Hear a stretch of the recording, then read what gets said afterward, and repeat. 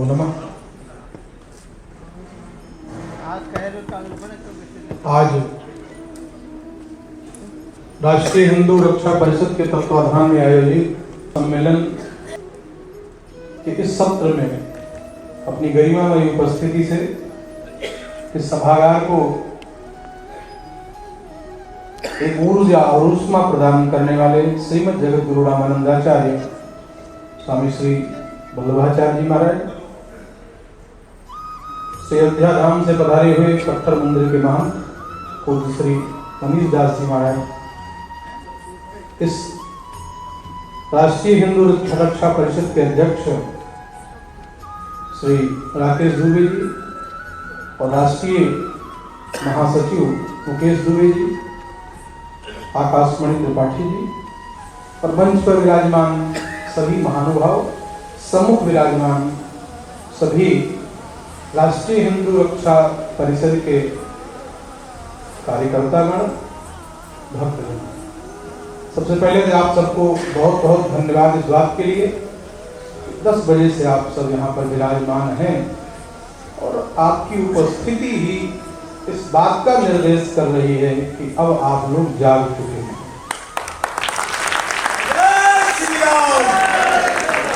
ये आपकी जागृति का परिणाम है कि अब आप चिंतित हैं। समस्या केवल एक है कि हिंदू राष्ट्र में रहते हुए भी अगर हिंदुओं को हिंदू रक्षा परिषद की आवश्यकता पड़ रही है तो समस्या कहां है? कहां समस्या है? भगवान श्री राम ने, भगवान कृष्ण ने, महाराणा प्रताप ने सब कुछ किया, हम लोग क्या कर रहे हैं? हिंदू क्या कर रहा है? इस बात पर विचार कौन करेगा?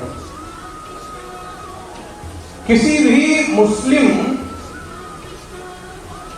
मोहल्ले में चले जाइए शाम के समय और आप देखेंगे कि वहां पर 10 मुस्लिम के बच्चे, बुढ़े एक साथ बैठकर बात कर रहे होंगे, आनंद कर रहे होंगे, आपस में चर्चा कर रहे होंगे। और किसी हिंदू मोहल्ले में चले जाओ और वहां जाकर के देख लेना, हिंदू का एक भी बच्चा आपसे बात नहीं करेगा, मोबाइल चलाता मिलेगा। अपने आप को कमरे में बंद रख के मोबाइल चलाएगा। पिताजी कहेंगे कि गांव से चाचा जी आए हैं, इनको प्रणाम कर दो, तो लगता है कि जिलाधिकारी लखनऊ का है, उसके पास टाइम नहीं है, उसके पास टाइम नहीं है अपनों से बात करने। माता पिता की ही बात मानने के लिए आज हिंदू का बच्चा तैयार नहीं है। वो क्या चिंतन करेगा अपने राष्ट्र की? क्या चिंता करेगा वो अपनी रक्षा की? कोई चिंता नहीं करना है। और माता पिता भी जिम्मेदार हैं इस बात के लिए, पूरी तरह से जिम्मेदार है। कौन अपने बच्चे को चाहता है कि वो भारतीय संस्कृति का ज्ञान करे? कौन चाहता है कि वो वेद पढ़े? कौन चाहता है कि वो संस्कृत पढ़े? कोई नहीं चाहता। सब चाहते हैं बस किसी प्रकार से डोनेशन देकर, किसी से कहकर एक बार कॉन्वेंट में बच्चे का नाम लिख जाता तो हमको वैकुंठ की प्राप्ति हो जाती। कौन करेगा चिंता इस बात की? और कब करेगा चिंता? जब हमारी अस्मिता नहीं बचेगी। केवल नारा लगाने से कुछ नहीं होने वाला है, जागृति की आवश्यकता है। और मैं धन्यवाद देता हूं मुकेश दुबे जी ने कि कोई राजनीतिक पृष्ठभूमि ना होने के बाद भी इनकी चिंता राष्ट्रीय हिंदू के प्रति है और आप सब उसके साथी हैं। संख्या इतनी ही नहीं होनी चाहिए, क्योंकि ये अपने घर परिवार और अपनी संपत्ति के लिए चिंतित नहीं है, ये राष्ट्र और हिंदुत्व के लिए चिंतित है, जो चिंता सबकी होनी चाहिए। सबने तो बहुत कुछ किया, हम लोगों ने क्या किया? विचार करो क्या किया? हाँ, तिलक भी लगाने से आज शर्म आती है। किसी भी मुस्लिम के सामने जाते हैं तो नमस्कार नहीं कहते, उसकी ही भाषा में उससे बात करते हैं। क्यों? आत्मबल ही कमजोर है। 90 वर्ष का व्यक्ति पैंट पहनकर नाचने के लिए रोड पर तैयार है, पर धोती पहनकर, टोपी लगाकर और तिलक लगाकर अपने सनातन परंपरा की बात कहने के लिए तैयार नहीं है। क्यों? क्योंकि सबसे ज्यादा तनातनी कहीं है तो वो सनातनी में है,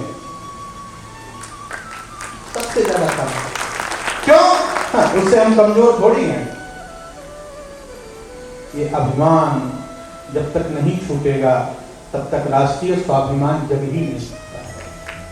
राष्ट्रीय स्वाभिमान जगाने के लिए आपको अभिमान छोड़ना होगा, और वो जिम्मेदारी केवल किसी एक व्यक्ति की नहीं, हम साधु महात्माओं की भी है, हम संतों की भी है। केवल मंच पर बैठकर बहुत बड़ी बड़ी बातें, बहुत बड़ी बड़ी सभाएं, हिंदू राष्ट्र की घोषणा करके वितंडावाद फैलाने का कार्य किसी साधु और महात्मा का नहीं है।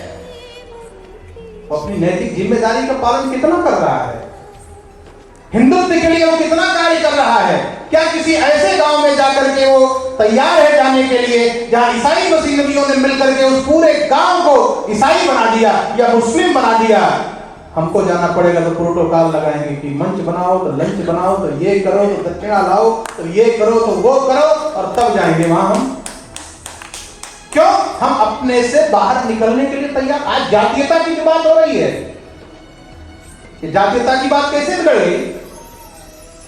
जातीयता की बात इतनी बिगड़ चुकी है, इतनी बिगड़ चुकी है कि हम साधु महात्मा ब्राह्मण क्षत्रिय चिल्लाए चिल्लाए मरे जा रहे हैं, लेकिन उधर जय भीम का नारा कमजोर होने का नाम नहीं ले रहा है।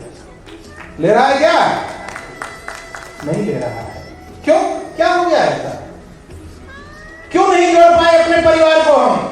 क्योंकि हम अपने ज्ञान के, अपनी भक्ति के, अपने ऐश्वर्य के मध्य में बैठे रहे, और इसका मंदिर में प्रवेश नहीं होगा, और ये मंदिर में नहीं जा सकता है, और ये अछूत है और इसको नहीं छू सकते हैं। ज्ञान की पराकाष्ठा में, कभी तंत्र की पराकाष्ठा में काट बांट कर, छांट कर अलग कर दिया गया, वही ईसाई और मुस्लिम बन करके खड़ा हो गया। तब समझ में आ रहा है कि परिवार को नहीं संभाल पाए, परिवार को हम नहीं संभाल पाए। अभी तो देखो आगे आगे होता है क्या। अगर नहीं जागे और सच में वाणी से लेकर के हृदय तक वो बात न उतर सकी और उनको गले से लगाने का काम न किया, तो निश्चित रूप से अल्पसंख्यक हो जाओगे। और जो स्थिति पूरे विश्व के देशों में हिंदुओं की हो रही है, वही इस देश में होने वाली है। इसकी पृष्ठभूमि तैयार हो रही है। हमको उसके लिए जागृत होना होगा, अपने बच्चों को संस्कार देना हो। माता पिता की बात ही नहीं मानता बच्चा, मानने को तैयार है, उसको प्रणाम करना नहीं आता है। साधु महात्मा संत को कैसे सम्मान देना है, हमारी भारतीय परंपरा क्या है। मैकाले सबसे पहले इस देश में आया और देश को घूम करके गया। अंग्रेजों ने कहा कि इसको गुलाम बनाना है। कहा गुलाम बनाने के लिए दो चीजें हैं, बहुत महत्वपूर्ण है। क्या? कहा भारत की संत परंपरा और भारत की ग्रंथ परंपरा बहुत मजबूत है, बहुत मजबूत है। तो कहा क्या किया जाए? कहा सबसे पहले यहाँ की शिक्षा को बदल दो। तो बताओ आप शिक्षा बदल गई कि नहीं बदल गई? परमात्मा का स्वरूप, भगवान का स्वरूप इस रामचरितमानस को पढ़कर अखंड पाठ कराकर घर में प्रवेश और बच्चे का विवाह करते हो, आज इसी को इसी देश में जलाया जा रहा है कि नहीं जलाया जा रहा है? और कौन जला रहा? मुसलमान, सिख, ईसाई, हिंदू। मुसलमान नहीं जला रहा है। खतरा हमको किससे है? मुसलमान से, ईसाई से कम खतरा है, हिंदू से ज्यादा खतरा है।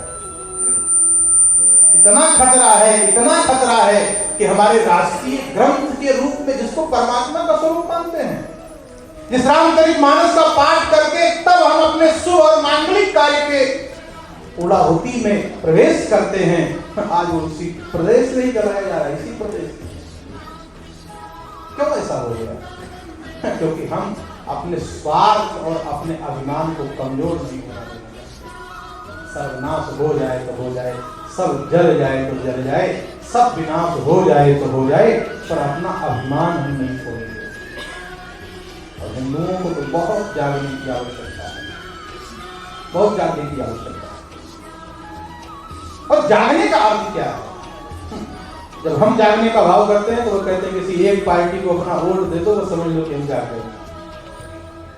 तो पार्टी चाहे जो करे, मौन होकर के बैठे रहो, महाराज जी भी कह रहे थे कि गलत करे सही करे कोई नहीं, बस 35 रुपए गमछा खोपड़ी बांधे, युवा नेता तैयार, जय श्री राम का नारा लगा रहा है, वह नौकरी मिले जाए, घर में खाने का ना हो शाम का।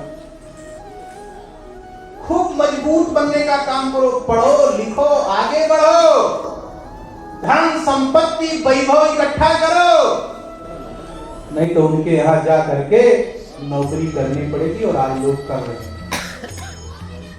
ध्यान रखो इस बात को, पूरी तरह से मजबूत बनाओ, राष्ट्र को भी मजबूत बनाओ, अपने आप को भी मजबूत बनाओ, अपने स्वाभिमान को भी मजबूत बनाओ, तब तुम्हारा ये राष्ट्रीय हिंदू सभा को रक्षा की चिंता नहीं करनी पड़ेगी।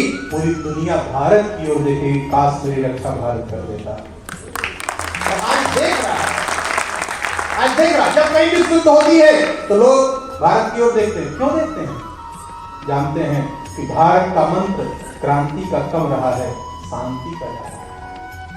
तो जानते हैं इस बात को, क्योंकि ये सर्वे भवन्तु सुखिनः की बात तो करता है, हम सुखी और सब लोग सुखी हों। लेकिन ये केवल कहने से नहीं होगा, इसके साथ तैयार होना पड़ेगा। गांव-गांव में धर्म सभायाम, जब देश आजाद हुआ तो सबसे पहले कहा गया कि इस देश को अब निर्गुण ब्रह्म से निकालकर सगुण ब्रह्म की ओर प्रेरित करना है, क्योंकि जब आक्रांताओं ने इस देश पर आक्रमण किया तब निर्गुण ब्रह्म को रखा गया, क्योंकि मंदिर मुगलों ने तोड़ दिया। तो कहा कि ब्रह्म की स्थापना अपने हृदय में करो, किसी में सामर्थ्य नहीं है कि तुम्हारे हृदय के परमात्मा को तोड़ सके। तो निर्गुण ब्रह्म हुआ, और उसी निर्गुण ब्रह्म को सगुण ब्रह्म के रूप में, साकार ब्रह्म राम और कृष्ण के रूप में गांव-गांव में पूजने के लिए फिर कहा कैसे होगा? कहा ग्रामे ग्रामे धर्म सभा, गांव-गांव में धर्म सभा करो। आज धर्म सभा होती है, पार्टी होती है शाम को। भारत का आदमी तो भुक्खड़ हो गया, खाने पीने देखो जहां लाइन लगाए खड़ा दिन भर, कहीं भी खड़ा। क्यों? ये जैन धर्म, हमको महाराज क्या लेना, भोजन से लेना, जैन धर्म हो या बुद्ध धर्म हो, भूखा मरे, भूखे मरे जा रहे हैं। अब बात राष्ट्र की कर रहे हैं, जिस राष्ट्र में अन्न की प्रधानता थी, गौ माता, दूध की नदियां बहती थी, गौ के लिए युद्ध होते थे, वशिष्ठ और विश्वामित्र का युद्ध राज्य और संपत्ति के लिए नहीं हुआ, गौ माता के लिए हुआ। आज वो गौ माता रोड पे पड़ी है, हर 10 किलोमीटर के बाद ट्रक वाला ठोक कर चला जा रहा है। हम गौशाला भी खोल रहे हैं, ऐसा नहीं है, सरकार भी खोल रही है, साधु महात्मा भी दिन भर टीवी पे गौशाला के लिए दान करो दान करो दान करो। पता नहीं कहाँ उस गौ रख रहे हैं लोग, क्या कर रहे हैं। रोड पे गाय कम हो रही है क्या? और ये गाय किसने छोड़ी? योगी जी ने छोड़ी है क्या? मोदी जी ने छोड़ी है क्या? हमने और आपने छोड़ी है। जब तक दूध देती है गाँव घर में रखते हैं और उसके बाद डंडा मार करके रोड पे छोड़ देते हैं, और फिर हम कहते हैं हम सनातनी। क्या सनातनी हो? यही सनातन है। और केवल गाय के साथ नहीं हो रहा है, माता पिता के साथ भी हो रहा है। आज ये जो वृद्धाश्रम बन रहे हैं ना, जरा जाकर के उसमें देखो, वृद्धाश्रमों में दावे के साथ कहता हूं कि उसमें किसी किसान के माता पिता नहीं मिलेंगे, डॉक्टर, इंजीनियर, वकील, इन्हीं के माता पिता मिलेंगे उसमें। इन्हीं के मिलेंगे। क्यों? ये पढ़े लिखे हैं। पढ़े लिखे आदमी से आप बात करो, हिंदू रक्षा की बात कहेगा, ये क्या बेवकूफी की बात है। हम तो ये सब नहीं मानते, हम तो सेकुलर हैं, हमसे इसका कोई लेना देना नहीं। पर वो भूल जाते हैं कि आग अगर पड़ोस के घर में लगी है तो वो दिन दूर नहीं कि तुम्हारे घर में भी वो आग आने वाली है, तुम्हारे घर में भी वो आग आने वाली है। तो मेरा निवेदन मात्र इतना है, आप सवेरे से सुन रहे हो, कच्चा हो गए सुनो तो हम ज्यादा नहीं सुनाएंगे, और इतना कहेंगे कि ये केवल राष्ट्रीय हिंदू रक्षा परिषद भैया केवल मंच तक ना रहे, ये आत्मा को एक आदमी अगर जितने यहाँ बैठे कहो तो क्रांति करने के लिए एक ही आदमी होता, भीड़ कभी क्रांति नहीं कर सकती, एक ही व्यक्ति क्रांति करता है कि ये आत्मा में उतर जाए। और यहां से निकलना तो एक प्रेरणा लेकर के निकलना कि दूबे जी ने इतना परिश्रम करके साधु महात्माओं, कहाँ साधु को बुलाना जानते हो, सरल है। सबसे ज्यादा कठिन बाबा ही को बुलाना है आपके संग महाराज, बहुत बड़ा काम किया है। तो साधु महात्माओं को बुला करके आपके पास यहाँ से जाना, एक संकल्प लेकर जाना। हम मजबूत बनेंगे, हम पढ़ेंगे, हम लिखेंगे, हम आगे बढ़ेंगे और अपने राष्ट्र को इतना मजबूत बनाएंगे, अपने हिंदुत्व को इतना मजबूत बनाएंगे कि विधर्मी कभी हमारे सनातन धर्म की ओर देखने का दुस्साहस न करें। इस विचार और इस भाव से घर कभी सभागार से बाहर जाना, और जिस प्रकार से स्वामी जी ने कहा एक मार्च में आना, तो ये संख्या इतनी नहीं दिखनी चाहिए। क्यों? क्योंकि जिस ओर जवानी चलती है उस ओर जमाना चलता है। और इस समिति को मैं धन्यवाद देता हूँ, मुकेश दुबे जी को धन्यवाद देता हूँ और प्रार्थना करता हूँ भगवान हमें इतना आत्मबल और इतनी शक्ति दे कि ये भी एक जमाने को बदल करके नई तस्वीर खड़ा करने का काम करें। भगवान की